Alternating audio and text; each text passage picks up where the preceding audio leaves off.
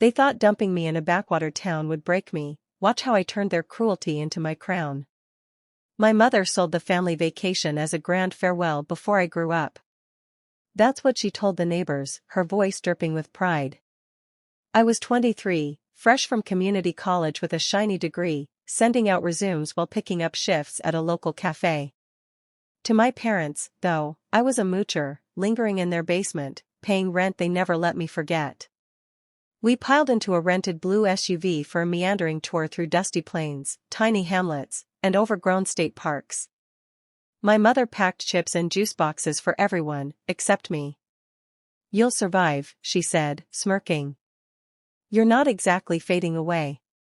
My older brother, Nate, snorted, tossing in, "She lives on vibes anyway." Hit that subscribe button and tell us where you're watching from. I stared out the window, earbuds in, no music playing, just a shield against their jabs.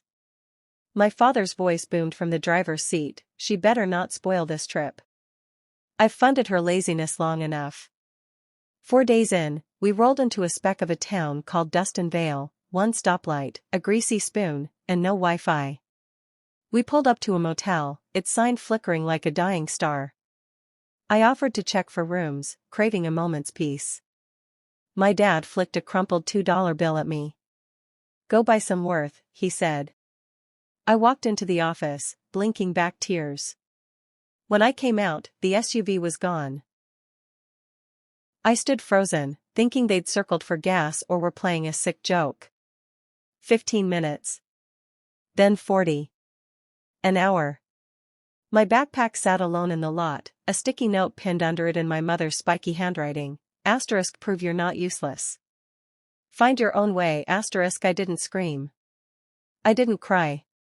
I slumped onto the curb, staring at the gravel, willing it to explain why I wasn't enough.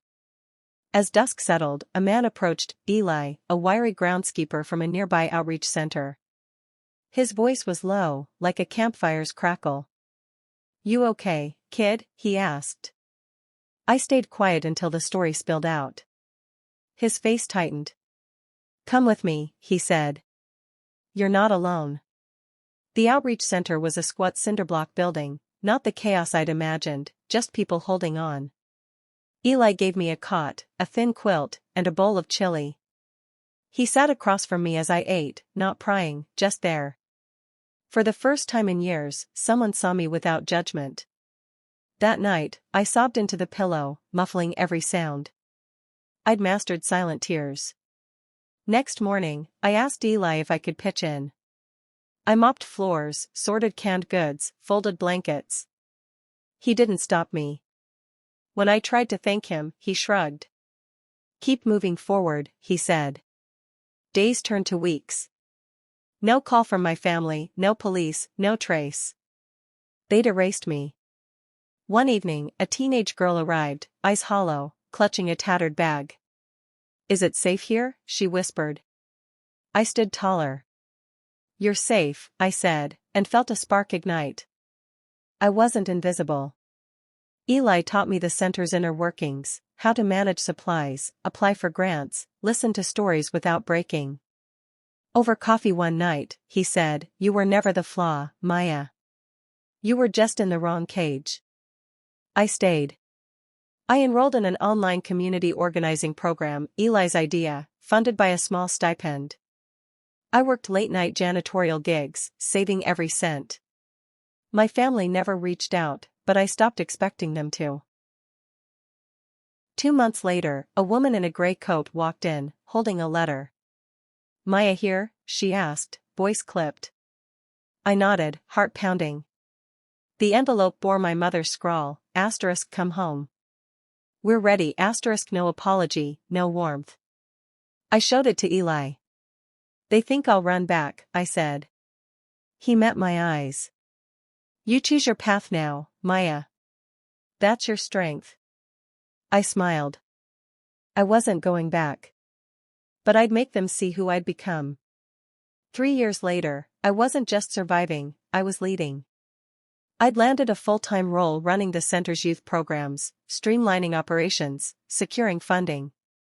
A local foundation spotted my knack for budgeting and sponsored my online nonprofit management course. I wasn't just a helper, I was a force. Then came the center's first community festival, a celebration of its growth. My name was on the banners, Maya Voss, director.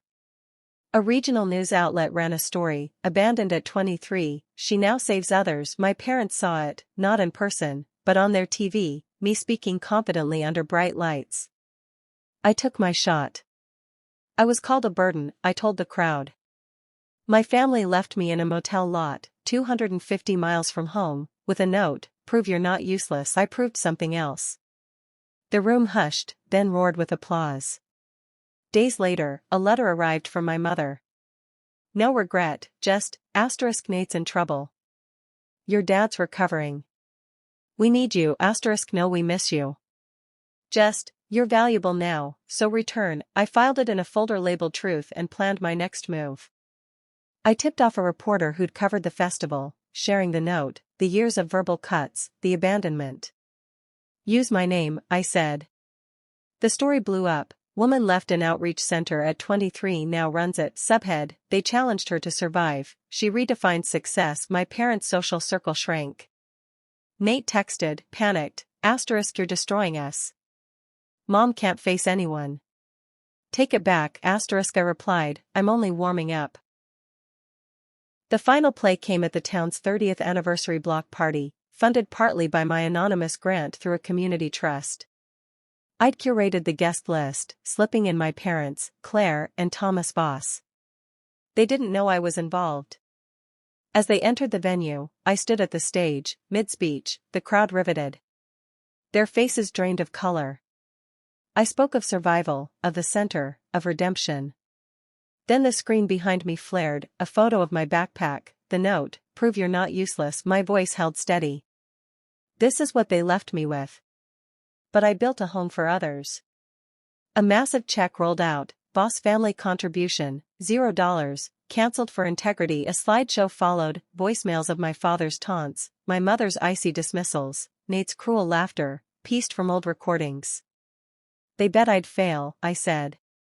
Instead, I own this center. Gasps rippled. I'd secured it through a foundation vote, renaming it Anchor Haven, its entrance bearing my name, Maya Voss, director. No one is disposable. My parents approached post-speech, fumbling. "Maya, we didn't," I raised a hand. One word, and I release every voicemail, every letter. Vanish. That's your chance. I handed them an envelope, a $1 check, labeled "For teaching me to rise." They left, mute, shadows of themselves. Outside, center kids in Anchor Haven shirts cheered, a young boy gripping my hand. "We're not nothing," he said. I nodded. "We're the ones who rebuild." Under the twilight glow, I knew I hadn't just survived, I'd shattered a cycle. For every soul left behind, I'd be the one holding the door open. Subscribe to our channel and tell us where you're watching from.